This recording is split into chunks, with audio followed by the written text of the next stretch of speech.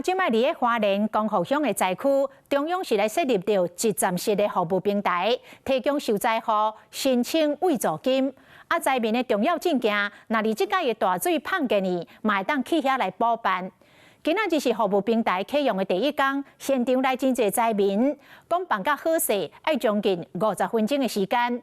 建议要去申请的民众，先甲相关的证件准备好势，安尼速度会较紧。 知道说什么家园复健？嘿，家园复健什么2温金？年假结束，加长工透早就赶紧出门。这是住伫咧花莲光复阿德木部落的卡古先生，伊陪厝边公路士来到一站式的服务站点，申请灾后补助。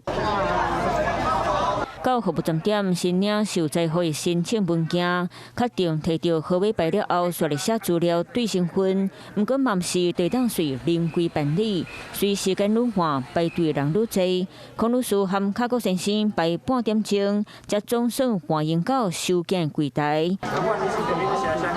只是落尾伫咧徛家厝认定的部分，敢若有淡薄仔未顺，因为旧厝伫咧阿德木的孔律师本人护照设伫咧台东，这一边伊真久无住旧厝，因为大水半间厝庄毁掉，为着对身份做真侪摆确认，落尾用要50分钟才申请好势。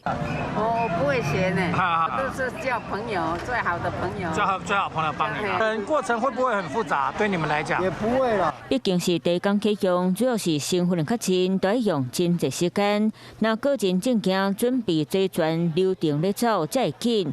这一站式服务平台，若提供申请慰助金，那重要的文件因为灾情罕见，要补办证件、寄金铺卡、健保卡，嘛拢会当做一摆伫咧遮用好势。 有的不知道这边有那个，他所以说要一个报一个哦，才有人知道。